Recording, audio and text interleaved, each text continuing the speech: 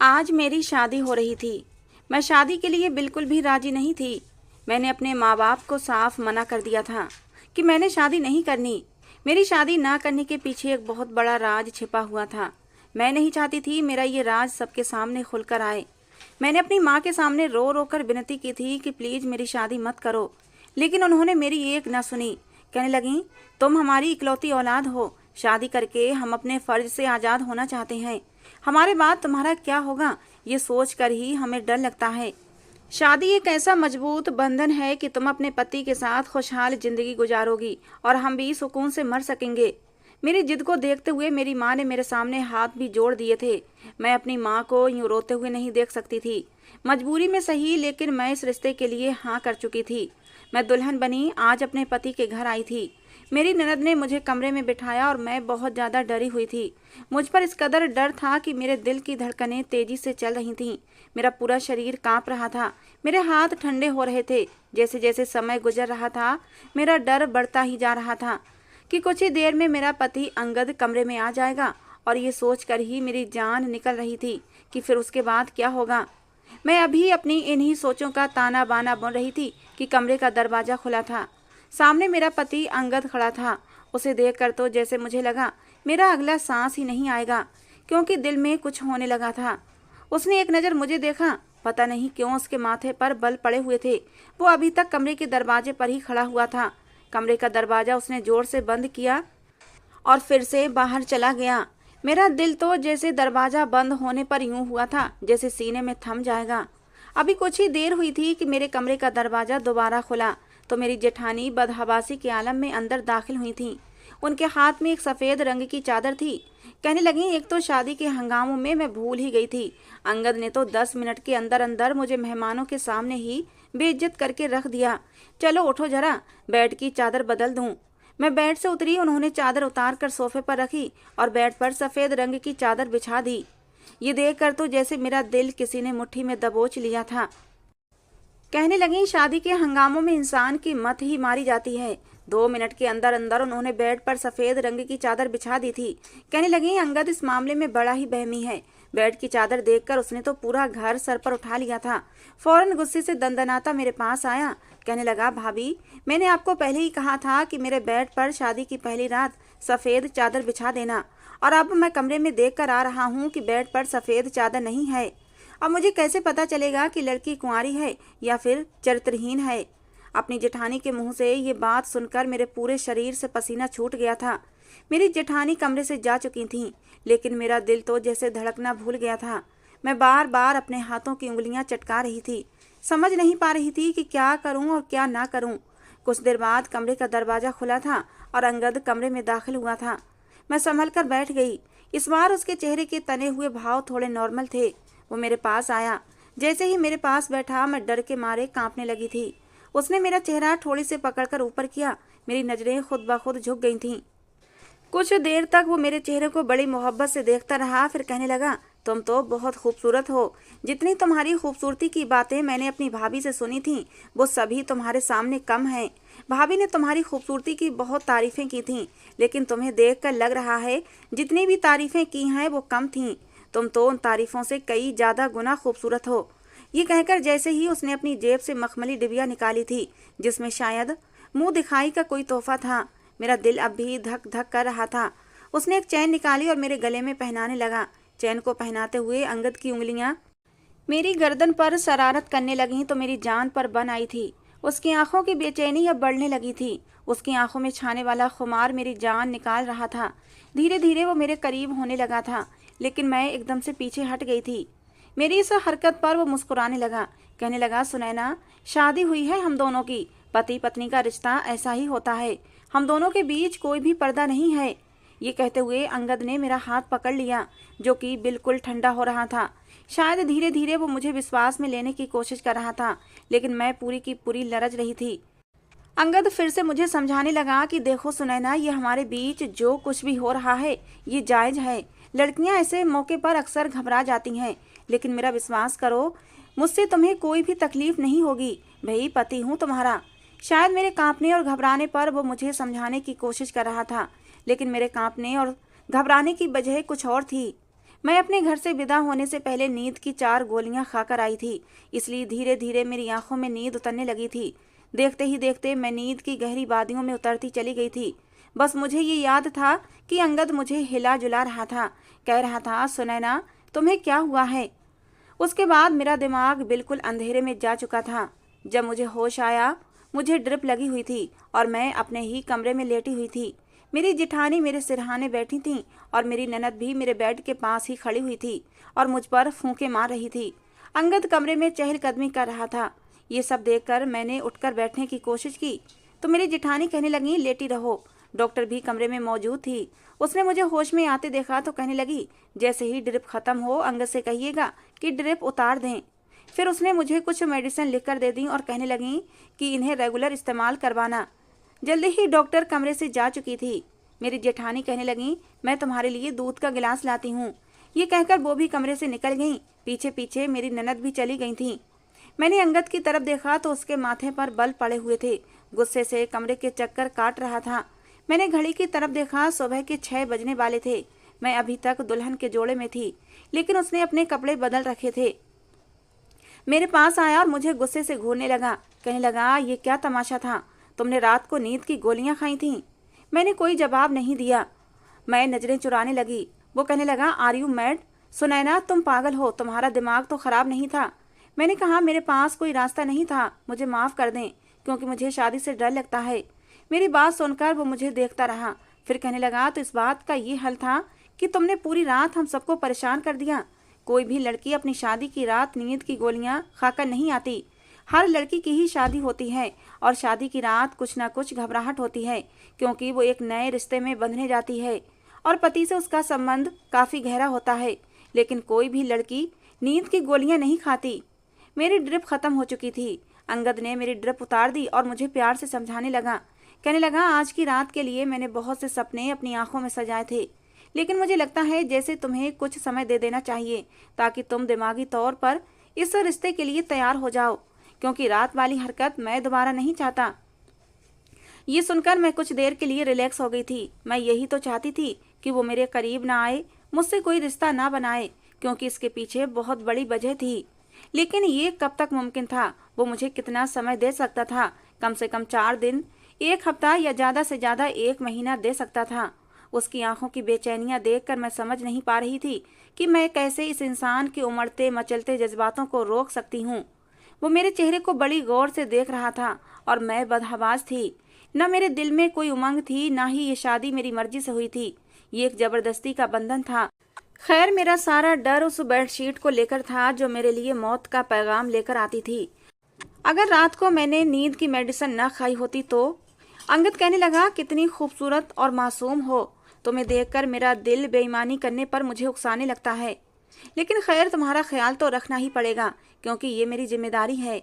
ये कहकर वो वहाँ से उठकर चला गया था। कुछ देर बाद मेरी जेठानी मेरे लिए दूध का गिलास ले आई। मुझे दूध पिलाकर उन्होंने मुझे सोने के लिए कह दिया। मैं दोबारा से लेट गई और सो गई। मेरी ससुराल में ज़्यादा लोग नहीं थे। मेरी एक ननद थी, वो भी शादीशुदा थी। मेरे जेठ और जेठानी थे, वो भी अपने अलग घर में सेटल थे। अभी सिर्फ शादी के लिए इस घर में आए हुए थे। मेरी जेठानी और मेरी ननद का व्यवहार मेरे साथ बहुत ही अच्छा था। अंगद ने 2-3 दिन मुझे कुछ भी नहीं कहा था। बस मुझे अपने रिश्ते के बारे में बताता रहता कि पति पत्नी का रिश्ता ऐसा ही होता है। इन 3 दिनों में मैं ये जान चुकी थी कि वो कभी भी इस्तेमाल की हुई चीज़ इस्तेमाल में नहीं लाता। कहता, मुझे नफरत है ऐसी चीज़ों से जो किसी और की इस्तेमाल की गई हों। एक बार खाने के बीच मेरे जेठ ने अंगद के गिलास से पानी पी लिया और वही गिलास मेरे जेठ ने अंगद के सामने दोबारा रख दिया। लेकिन मैंने देखा कि अंगद ने दूसरा गिलास उठाया और उसमें पानी पिया था। यहाँ तक कि एक बार तो मैंने उसका तौलिया इस्तेमाल कर लिया तो वो मुझ पर ही गुस्सा होने लगा। कहने लगा कि कोई मेरी चीज़ों को इस्तेमाल करे तो मुझे बहुत गुस्सा आता है। मुझे इस्तेमाल की हुई चीज़ें बिल्कुल भी पसंद नहीं हैं। प्लीज़ मेरी चीज़ों को इस्तेमाल मत किया करो। सुनैना, मुझे बहुत ज़्यादा इरिटेशन होती है। जैसे जैसे समय गुजर रहा था मेरा दिल था जैसे थम रहा था, क्योंकि जिस हकीकत को मैं अपने साथ लाई थी वो इतनी भयानक थी कि कोई भी मर्द उसे बर्दाश्त नहीं कर सकता था। और अंगद की आदत जिस तरह की थी, मेरा दिल उस वक्त यही सोचकर कांपने लगता कि जब वो मुझसे दोबारा अपने रिश्ते के हक को वसूल करेगा तो उस समय मैं क्या करूँगी, उस वक्त मैं कैसे अपना बचाव करूँगी। यही सोचकर मेरा दिल दहलने लगता था। मेरी शादी को 8 दिन गुजरे तो मैंने घर का काम भी करना शुरू कर दिया था, खाना भी बनाने लगी थी। अब तो मेरी जेठानी भी अपने घर जा चुकी थी। शाम को जब अंगद अपने ऑफिस से वापस आया तो खाने के बीच मुझे ही देख रहा था। खाने के बाद मैं किचन में जाकर बर्तन धोने लगी, वो मेरे पीछे ही आ गया। कहने लगा, बहुत जालिम हो, 10 दिन गुजर गए हैं हमारी शादी को, लेकिन तुम्हें मेरा बिल्कुल भी ख्याल नहीं है कि मैं तुम्हारे बिना कैसे रहता हूँ। वो मेरे पास आ गया, मेरे हाथ में पकड़े बर्तन उसने सिंक में रखे और कहने लगा, छोड़ो ये सब और मेरे साथ कमरे में चलो। वो मेरा हाथ थामे मुझे कमरे तक ले जाने लगा। कमरे का दरवाजा बंद करके उसने कुंडी लगा दी और मैं यूं थी जैसे थर थर कांपने लगी थी। मेरी धड़कनें बुरी तरह से चल रही थीं। मुझे घुटन का एहसास हो रहा था। मेरी हालत धीरे धीरे खराब होने लगी थी। मेरे डर को देखकर उसने मुझे बेड पर बिठाया और कहने लगा, आखिर तुम्हें प्रॉब्लम क्या है सुनैना? कोई भी लड़की ऐसा नहीं करती जैसा तुम कर रही हो। वैसे तो तुम ठीक ठाक रहती हो, भाभी के सामने भी अच्छी भली बातें करती थीं, घर के काम भी कर रही हो, सब कुछ कर रही हो, लेकिन तुम्हें मेरा एहसास नहीं है। जब भी मैं तुम्हारे करीब आने की कोशिश करता हूँ तुम बुरी तरह से कांपने लगती हो। ऐसा कब तक चल सकता है? मैंने कहा, मुझे डर लगता है। कहने लगा, मैं किस लिए हूँ? तुम्हारा सारा डर खत्म कर दूंगा, तुम्हें जरा भी तकलीफ नहीं होने दूंगा। ये कहकर उसने मेरे चेहरे पर आई लट अपनी उंगलियों से पीछे की थी। फिर धीरे धीरे वो अपने हाथों से मेरे चेहरे को छूने लगा, लेकिन मैंने फौरन से उसका हाथ पीछे करना चाहा, लेकिन इस बार उसने मेरा हाथ अपने दूसरे हाथ में लेकर रोका था। कहने लगा, आज नहीं, आज तुम मुझे नहीं रोकोगी। आज अगर मुझे जबरदस्ती भी करनी पड़ी तो मैं उससे भी पीछे नहीं हटूंगा। बहुत तड़पा लिया तुमने मुझे, तुम्हारे डर को मैं अपनी मोहब्बत से दूर कर दूंगा। ये कहकर उसने मेरे बाल खोल दिए और मेरी हालत ये थी कि मैं अपने आंसू बड़ी मुश्किल से रोके हुए थी। इससे पहले कि वो मेरे और करीब आता, मैंने अपना हाथ उसके सीने पर रखकर उसे रोका था। मैंने कहा, अंगद प्लीज मुझे थोड़ा सा समय और दे दें। कहने लगा, नहीं, बिल्कुल भी नहीं। उसकी शरारतें धीरे धीरे बढ़ती चली जा रही थीं। उसकी गर्म गर्म सांसें मेरी गर्दन पर पड़ने लगी थीं और एकदम ही मैंने उसे खुद से पीछे किया था। मैंने कहा, अंगद मुझे घुटन हो रही है, ऐसा लगता है मुझे कुछ हो जाएगा। मेरी बात सुनकर कहने लगा, अच्छा क्या हो जाएगा तुम्हें? बेहोश हो जाओगी? ठीक है, हो जाओ बेहोश, लेकिन होश में आने के बाद भी मैं तुम्हारे साथ वो सब कुछ करूंगा जिसका मैं हक रखता हूँ। मैं रोने लगी, उसे खुद से दूर करने लगी। मेरी हालत और भी ज्यादा बिगड़ने लगी, लेकिन वो मुझे छोड़ने को तैयार नहीं था। अब वो मेरे बेहद करीब आ चुका था, मुझे अपनी बाहों में समेट चुका था। मैं अब कुछ भी नहीं कर सकती थी। मैंने खुद को उसके हवाले कर दिया, लेकिन एकदम ही जैसे उसे कुछ याद आया, वो फौरन से मुझसे पीछे हटा कहने लगा, वो सफ़ेद चादर तो बिछाना ही भूल गया। ये सफ़ेद चादर मेरे लिए मौत का संदेश था। इससे पहले वो मेरे पास से जाता, मैंने उसका हाथ पकड़ लिया। मैंने कहा, प्लीज़ मुझे छोड़कर मत जाओ, मुझे डर लगता है। मेरी बात पर वो हैरत से मुझे देखने लगा। कहने लगा, क्या चीज़ हो तुम भी? मेरे पास आने से भी डर लगता है, मेरे दूर जाने से भी डर लगता है। अभी 1 मिनट रुको, मैं अभी आता हूँ, एक बार सफ़ेद चादर ले आऊँ। ये कहकर उसने मेरा हाथ अपने बाजू से जुदा किया और खड़ा हो गया। अलमारी में सफ़ेद चादर ढूंढने लगा, लेकिन वो चादर तो मैं पहले ही छुपा चुकी थी। काफ़ी देर तक वो उस सफ़ेद चादर को ढूंढता रहा, लेकिन जब नहीं मिली तो उसने ठंडी आह भरी और अलमारी बंद कर दी। वापस आकर लेट गया। कहने लगा, सफ़ेद चादर ने आज तुम्हारी जान बचा दी है। पता नहीं भाभी ने वो चादर कहाँ रख दी है। ये सुनकर मैं चुप हो गई। फिर कहने लगा, सुनैना तुम मेरी आदत को इतने दिनों में अच्छी तरह समझ गई होगी। मुझे ये कहना अच्छा तो नहीं लग रहा, लेकिन फिर भी जैसा कि आजकल का माहौल है, सावधानी जरूरी होती है। मैं नहीं चाहता मुझे ऐसी लड़की मिले जो पहले से ही अपनी इज्जत गवा कर आई हो। ये कहकर उसने अपनी साइड का लैंप ऑफ कर दिया और सोने के लिए लेट गया, लेकिन मेरी नींद तो जैसे मेरी आंखों से गायब हो चुकी थी। मैंने बहुत कोशिश की कि मैं सो जाऊं, लेकिन मुझे नींद नहीं आई थी। अगले दिन अंगद मुझसे कहने लगा कि उसका एक दोस्त है जो बाहर देश गया था, अभी वापस आया है और उसे पता चला कि मेरी शादी हो गई है, इसलिए कहने लगा कि अपनी शादी की पार्टी दो। ये कहकर अंगद मुस्कुराने लगा। कहने लगा, मैंने उसे चाय पर बुलाया है, तुम चाय का अच्छा खासा इंतजाम कर लेना। मैंने कहा, जी ठीक है। मैंने चाय का अच्छा खासा इंतजाम किया था। शाम तक अंगद का दोस्त भी आ गया था। मैंने किचन में सब कुछ तैयार कर रखा था। अंगद किचन में आया, चाय लेकर अपने दोस्त के सामने रख दी, लेकिन अंगद मुझे भी बुलाने लगा। कहने लगा, तुमसे मिलना चाहता है। मैंने कहा, मैं क्यों किसी अजनबी से मिलूं, वो आपका दोस्त है। वो कहने लगा कि वो मेरा दोस्त है और बहुत ही अच्छा दोस्त है, इसलिए तुम्हें उसे अजनबी कहने की कोई ज़रूरत नहीं है। बहुत ही अच्छा शरीफ लड़का है। उसने मेरा हाथ पकड़ा और मुझे ड्राइंग रूम में ले जाने लगा, लेकिन ड्राइंग रूम में जाने से पहले ही उसके दोस्त पर मेरी नज़र पड़ी थी और मेरे होश उड़ गए थे। ऐसा लगा कि जैसे ज़मीन आसमान मेरी आंखों के सामने घूम गए थे। मेरी आंखों के नीचे अंधेरा छा गया था। मैं वहीं की वहीं बैठ गई। अंगद कहने लगा, सुनैना क्या हुआ तुम्हें? चलो मेरे दोस्त से एक मुलाकात कर लो, वो तुम्हें देखना चाहता है। मैंने कहा, अंगद पता नहीं क्यों मेरा सर चकरा रहा है, मैं कुछ देर अपने कमरे में आराम करना चाहती हूँ। मेरी हालत को देखते हुए अंगद ने मुझे कुछ और नहीं कहा और ख़ुद ही अपने दोस्त के पास चला गया और मैं कमरे में चली आई। मेरे डर की असली वजह वही तो इंसान था जो अभी अभी अंगद का दोस्त बना ड्राइंग रूम में बैठा था। मैं फूट फूट कर रोने लगी। यही कड़वी हकीकत थी जिसे मैं भूल जाना चाहती थी, लेकिन किस्मत को कुछ और ही मंजूर था। रौनक से मेरी पहली मुलाकात एक स्टोर पर हुई थी। हम दोनों ही न्यू ईयर का कार्ड लेना चाहते थे और इत्तेफाक ऐसा था कि वो कार्ड बस एक ही था जिस पर हमारी बहस हुई थी। न्यू ईयर का वो कार्ड ऐसा था कि हम दोनों को वही कार्ड पसंद आया था। सेम वैसा ही कार्ड दूसरा उस शॉप पर नहीं था। हम दोनों उस कार्ड को लेकर बहस करने लगे थे, लेकिन थोड़ी देर के बाद रौनक ने वो कार्ड मुझे दे दिया था, लेकिन उस कार्ड पर उसने अपना नाम और नंबर भी लिख दिया था। जब मैंने घर आकर देखा तो उसका नाम और फ़ोन नंबर लिखा हुआ था। काफ़ी खूबसूरत नौजवान था, लेकिन खैर मुझे उसकी इस हरकत पर गुस्सा आया था क्योंकि अब वो कार्ड मेरे किसी भी काम का नहीं था। अगर मैं अपनी फ्रेंड को वो कार्ड देती तो उसे उस कार्ड पर उस लड़के का नाम और फ़ोन नंबर लिखा हुआ था, तो मैं वो कार्ड अपनी फ्रेंड को नहीं दे सकती थी। मैंने गुस्से में उस नंबर को डायल किया और उसे डांटने लगी कि तुमने अपना नंबर इस कार्ड पर क्यों लिख दिया, अब ये मेरे किसी भी काम का नहीं है। खैर यहीं से हमारी बातों का सिलसिला शुरू हुआ था, जो बढ़ते बढ़ते बहुत आगे तक चला गया था। मुझे रौनक से मोहब्बत हो गई थी और वो भी तो मुझसे मोहब्बत करने लगा था।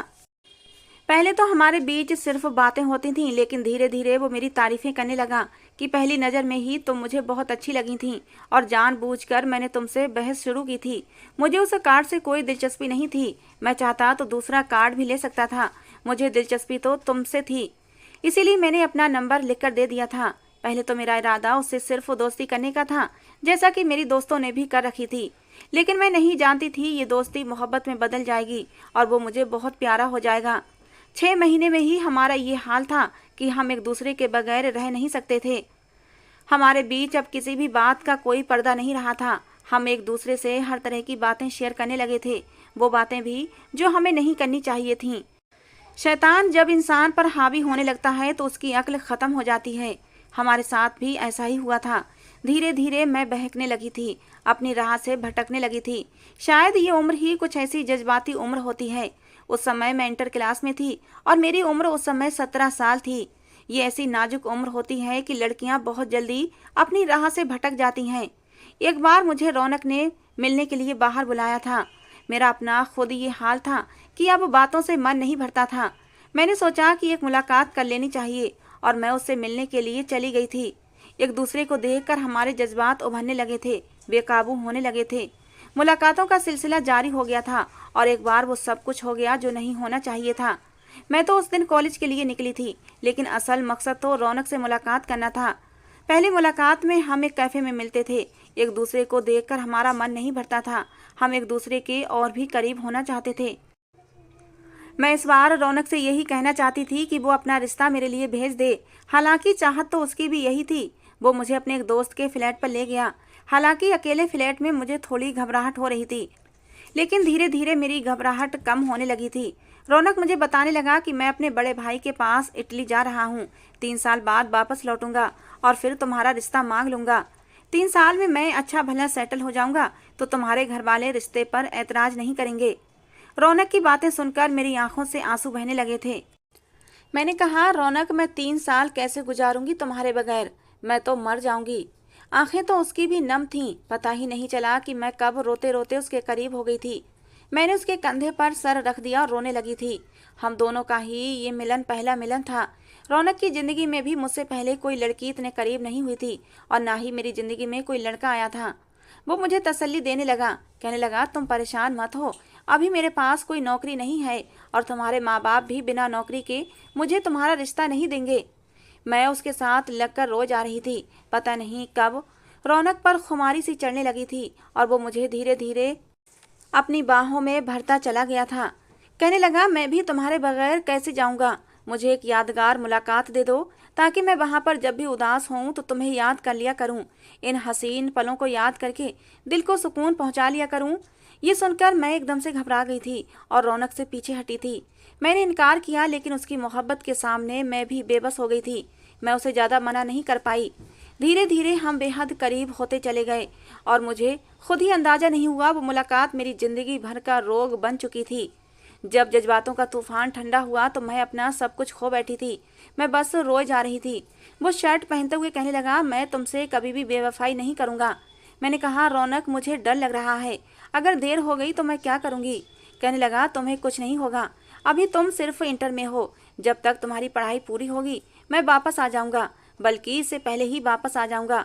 बस तुम शादी मत करना और मेरा इंतजार करना। ये कहकर वो चला गया था, लेकिन वो नहीं आया। पहले पहले तो वो मुझसे बातें कर लिया करता था, लेकिन धीरे धीरे फिर उसकी कॉल भी आनी बंद हो गई थी। उसका फ़ोन भी बंद जाने लगा। बहुत कांटेक्ट करने की कोशिश की, लेकिन उससे कोई भी बात नहीं हो पा रही थी। 4 साल तक मैंने उसका इंतजार किया था, लेकिन वो नहीं आया।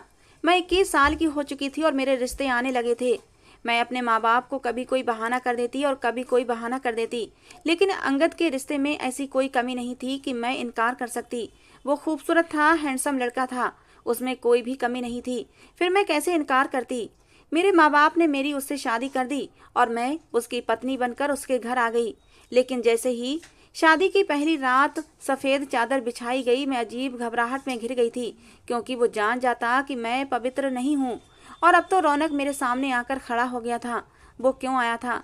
जब 4 साल में नहीं आया तो अब क्यों मेरी ज़िंदगी बर्बाद करने आ गया था? मैं तो पहले से ही बड़ी मुश्किल में अपनी ज़िंदगी गुजार रही थी। मेरा पति मुझे बिना सफ़ेद चादर के अपनाने के तैयार नहीं था। उसे मेरी पवित्रता का सबूत चाहिए था, जो मैं खो चुकी थी। शाम से रात हो गई थी। अंगद कमरे में आया तो मुझे रोता देखकर पूछने लगा। मैंने कहा, मेरे सर में बहुत दर्द है। कहने लगा, चलो मैं तुम्हें डॉक्टर के पास लेकर चलता हूँ। मैंने मना कर दिया। मैंने कहा, मैं टैबलेट खा लूँगी और कुछ ही देर में ठीक हो जाऊँगी। वो कहने लगा, रौनक मेरा बहुत गहरा दोस्त है, मैं चाहता था तुम भी हमारे साथ बैठकर बातें करती। फिर अंगद कहने लगा, जानती हो सुनैना, मेरे दोस्त रौनक के साथ बहुत बुरा हुआ है। मैंने कहा, क्यों, क्या हुआ? कहने लगा, उससे एक लड़की से मोहब्बत हुई थी, लेकिन उस लड़की ने उसे धोखा दे दिया। वो तो उस लड़की की खातिर विदेश भी चला गया था ताकि खुद को सेटल कर सके और उस लड़की से शादी कर सके, लेकिन उस लड़की ने उसे धोखा दिया। वो जहाँ गया था वहीं उसका एक्सीडेंट हो गया, जिसमें उसकी एक टांग भी खराब हो गई। वो अब भी स्टिक के सहारे चलता है। इस एक्सीडेंट में उसका मोबाइल भी किसी ने उठा लिया था और उसे वापस नहीं मिला, इसलिए उस लड़की से दोबारा बात नहीं कर पाया। जिस कंपनी में उसे नौकरी मिली थी उन्होंने ही उसका इलाज करवाया था, लेकिन उसे 4 साल के लिए कैद कर लिया था कि जैसे ही वो ठीक होगा दोबारा से नौकरी ज्वाइन करेगा और 4 साल तक वापस हिंदुस्तान नहीं जा सकता। उस लड़की से वो चाह कर भी कोई बात नहीं कर पा रहा था, क्योंकि उसका फ़ोन नंबर उसी फ़ोन में था जो एक्सीडेंट की वजह से वहीं मौके पर किसी ने उठा लिया था। जब वापस आया तो उसे पता चला कि उस लड़की की शादी हो चुकी है। उस लड़की ने उसके साथ बेवफाई की, उसका इंतजार तक नहीं किया, बस यही बताने के लिए आया था। फिर कहने लगा कि तुम्हें पता है मैं शादी की रात सफ़ेद चादर क्यों बिछाना चाहता था? मैंने पूछा, क्यों? कहने लगा, उस लड़की ने मोहब्बत में रौनक के साथ सारी हदें पार कर दी थीं और फिर किसी दूसरे के साथ शादी करके खुशी खुशी अपनी ज़िंदगी गुजार रही है, अपने पति को धोखा दे रही है। ऐसी बहुत सी लड़कियों के बारे में मैंने सुन रखा है जो शादी से पहले अय्याशियां करती हैं और पति को खबर भी नहीं होती कि उनके साथ ज़िंदगी गुजारने वाली लड़की पवित्र है या फिर अपनी इज्जत पहले ही गवा चुकी है। अब मैं और ज़्यादा बर्दाश्त नहीं कर सकती थी। मैं अंगद के पास आई और मैं रोने लगी। अंगद ने कहा, क्या हुआ, क्यों रो रही हो? मैंने उसके सामने अपने हाथ जोड़ दिए। मैंने कहा, अंगद मुझे माफ़ कर दो, मैंने बहुत बड़ा पाप किया है। मैं तुमसे अब और ज़्यादा झूठ बोलकर ज़िंदगी नहीं गुजार सकती। मैंने अंगद को सब कुछ सच सच बता दिया। वो हैरत से मुझे देख रहा था। मैंने कहा, मैं तुम्हारे लायक नहीं हूँ। मैंने रौनक से मोहब्बत की थी, लेकिन पता नहीं क्यों ये पाप कर बैठी थी। मैंने 3 साल तक उसका इंतजार किया। मुझे लगा उसने बेवफाई की है। मैं नहीं जानती थी कि उसके साथ ये हादसा हो गया है। शादी के बाद मुझे यही डर लगता था कि तुम जान जाओगे तो मुझे नहीं रखोगे और तलाक दे दोगे। इसीलिए मैं नहीं चाहती थी कि तुम मेरे करीब आओ। मैं तुम्हें सच बताना चाहती थी, लेकिन तुम्हारी आदत को देखकर मैं डर जाती थी कि तुम इस्तेमाल की हुई चीजें दोबारा इस्तेमाल नहीं करते, फिर मुझे कैसे अपना सकते थे। लेकिन आज मैंने तुमसे अपनी सारी बातें कह दी हैं। चाहो तो मुझे माफ कर दो, चाहो तो मुझे सजा दे दो। मेरी बात सुनकर अंगद की आंखें गुस्से से लाल हुई थीं। कहने लगा, ये कैसी मोहब्बत थी तुम्हारी जिसमें तुमने अपनी इज्जत गवा दी। फिर कहने लगा, मोहब्बत और इज्जत एक साथ औरत को सिर्फ उसका पति दे सकता है, गैर मर्द नहीं दे सकता।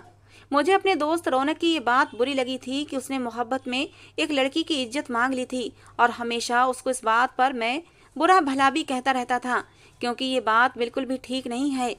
तुम मेरी मोहब्बत बन गई थी।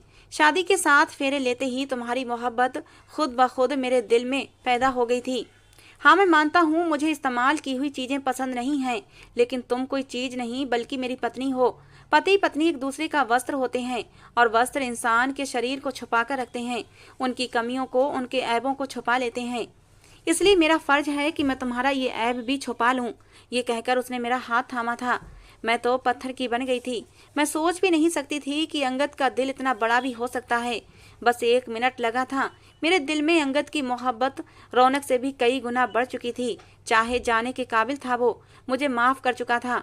उसने रौनक से दोस्ती खत्म कर दी। उसके बाद रौनक कभी हमारे घर नहीं आया था, ना ही अंगद ने कभी उसकी चर्चा की थी। मेरी शादी को आज 5 साल हो चुके हैं। हमारा एक प्यारा सा बेटा भी है। अंगद ने कभी मुझे मेरे अतीत के हवाले से ताना नहीं दिया, और मेरा तो ये हाल है कि मैं अंगद की दीवानी हो चुकी हूँ।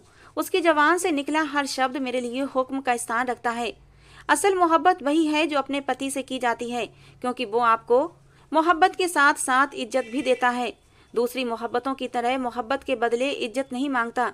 भगवान के लिए अपने पति से मोहब्बत करें, ना कि गैर मर्द की 4 मोहब्बत की भरी बातें सुनकर अपनी इज्जत को दांव पर लगाएं। दोस्तों, हमारी कहानी कैसी लगी जरूर बताना। कहानी को लेकर अपनी राय जरूर दिया करें दोस्तों कि आपको हमारी कहानी कैसी लगती है। कहानी पसंद आई हो तो प्लीज़ लाइक करना। रोज एक नई कहानी सुनने के लिए हमारे चैनल को भी सब्सक्राइब करना। मिलते हैं दोस्तों अगली किसी नई कहानी के साथ।